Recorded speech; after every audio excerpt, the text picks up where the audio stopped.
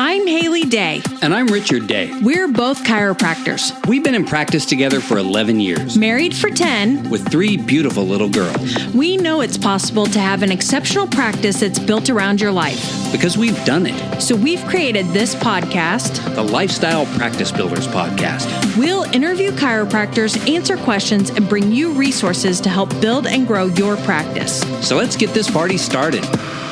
Welcome back to Lifestyle Practice Builders Podcast. I'm your host, Dr. Haley Day, and today I am talking about taking your goal and creating an actual plan for that goal. Put activities on your calendar. If this has been a problem for you, then stay tuned to this episode. Last week, I asked on Instagram stories if this would be a good topic, and several of you responded yes. So I'm going to take a few minutes today, use the bonus burst episode to talk a little bit about how I make a plan based on my goals and put things on my calendar so that I can reach those goals and they're not just some dreamy idea that I have. So I've talked on the podcast a bit about how I'll be practicing a lot more toward the end of this year. I am currently practicing, but next year, all 3 of our girls will be in school. I'll have a lot more time to focus on getting to the office or ability to get to the office, I guess.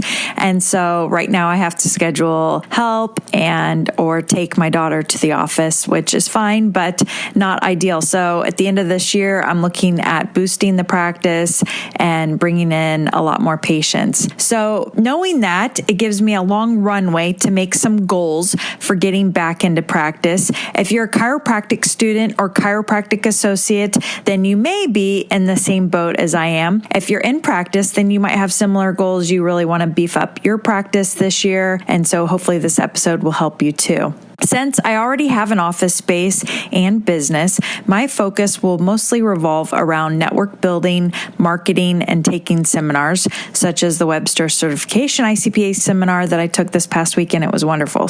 But my focus is going to be also on the networking, building relationships, and then marketing. So let's focus on one goal that I specifically have for this podcast episode that I want to talk about. I know this is going to help you all too. I want to build up marketing content on our website and SEO, which goes along with that, and then create social media posts for the practice. And this will help me connect with other professionals in the area, people in my community, and really establish a large web presence for myself in the time leading up to practice. Because I'm limited on the amount of time I can actually be in the office now, I'm not concerned with really getting the people in the door now, but more concerned with building the relationships and that will lead to patients coming in later, and also having resources on our practice page that people can click through, really get to know us and see that we are stable, reliable, consistent, and good presence in the community. So I'll break my goal down in order to make it more specific.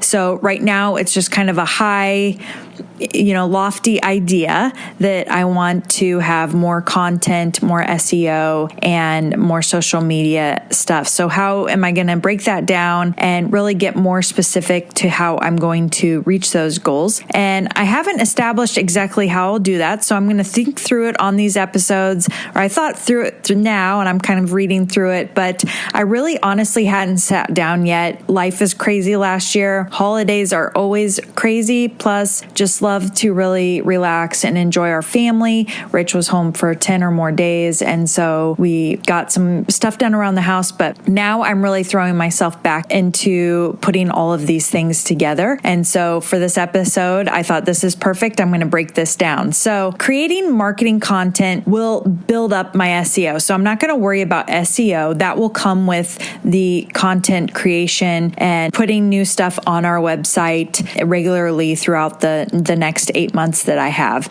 So I'm not going to focus on SEO. That's just going to be a byproduct of the other things that I'm going to do. And also posting to social media, that is going to come from the content that I'm going to create from the website. So everything really boils down to creating the content for the website, and then the other things are going to be byproducts of that. So I am going to focus on creating the blog posts and putting them on the website, and then creating the other things from those. And some of the topics that I came up with, maybe this will help you if you're maybe going to be creating a similar practice or have a similar practice as I'm looking at creating. I want a practice full of really moms and kids, and let the husbands go to Rich when he's in the office. Patients, I'm going to focus on patients that I enjoy treating and common issues that I enjoy caring for and seeing most often in my office. So that's one topic. Nutritional tips, recipes, and books I recommend. So about all of those things, I really do like nutrition a lot, and I was in culinary school, so I have lots of recipes. I like to cook and create healthy meals for our family. So that is something I'm very interested in, and I would like to share with my patients and our community. The next one is supplements that I recommend. We don't do a whole lot of this in the office, but I'd like to incorporate more. I have patients that ask me what our family takes, and so I think that I would like to bring a little bit more of that into the practice, but definitely not my focus, but I can share that on our website. Local businesses and events our family enjoys attending. We're all extroverts in our family. We love to get out and go out to eat and do things. And so that's an obvious thing that I can share and help also promote other businesses. That will also help me connect with them by sharing their information. And then updated health information, common threads of topics, themes that people are searching for probably in the community. So what's going on right now? Parenting books, website recommendations that are all geared towards parenting. I enjoy that topic. It's good for my patients as well. I'm planning on having a resource library in our practice. So I'm kind of buying up books that I enjoy reading in regards to all of these things that people can borrow. So that's another thing that I will share. Local professionals, practices that I've connected with. So I will share those people on our website as well, and that will help me connect with them. And then exercise and workout focus. So I like to work out, and so I will share about how I do that, how places that I go to in the community to work out, people that I work out with, that kind of thing. So altogether, from my brain dumping on all of these topics that I like to talk about, that I can share about, that are easy for me to write about, I have 8 topics, and coincidentally, I have 8 months. So that helps me think out my plan to focus each month on one topic, which will really help because I'm not jumping between topics. I'm going to really focus on that one topic and brain dump like I did for this, and come up with the blog posts that will be good to that. And I'm thinking that I could try to do 4 blog posts a month. So that's 1 a week.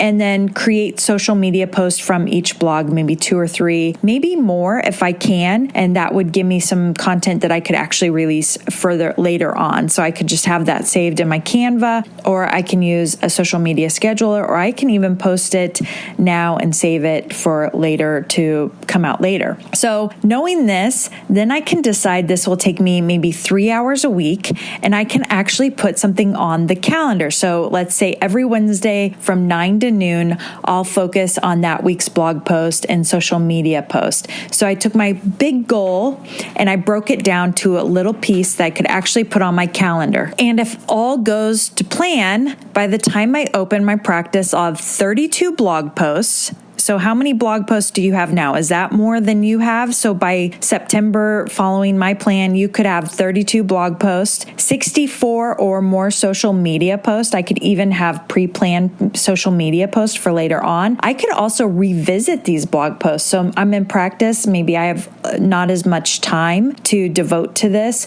Then I can kind of piggyback on some of the topics that I've already done. It's easier to come up with a topic or write about something. So that also helps that later on. I will have connected with at least 4 local professionals or practices in the area, probably more by the time I've done all of this, and at least 4 local businesses. Again, probably a lot more by the time I'm all done with this, because I'd like to include as many people, places, all of those things that are local to me and in my community in each of these blog posts, so that I am building those relationships. But you can see how, like I said before, that I took this plan or this goal that I had, kind of a lofty goal, to network, market, build up SEO, and create social media posts. And I really came up with a good plan that I can utilize. So I want you to think of a goal you have and how are you going to reach that goal? What activities will help you reach the goal? And when can you schedule the time to do those activities? Put them on your schedule. I recommend reviewing if what you're doing is working at least every quarterly. So every quarter,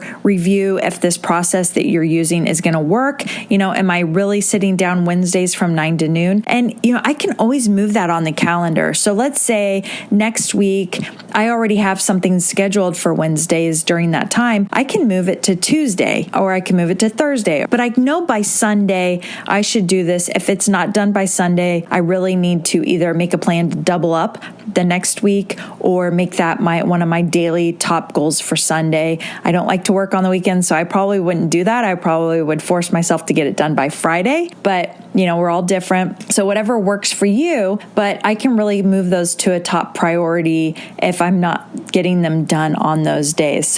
But then every quarter, I'm going to make sure I'm at where I want to be. Could I be doing more? Do I need to maybe schedule out less? Really reevaluate that and see what else I could be doing. You'll have to determine how often you review your goal. Maybe you want to do it monthly.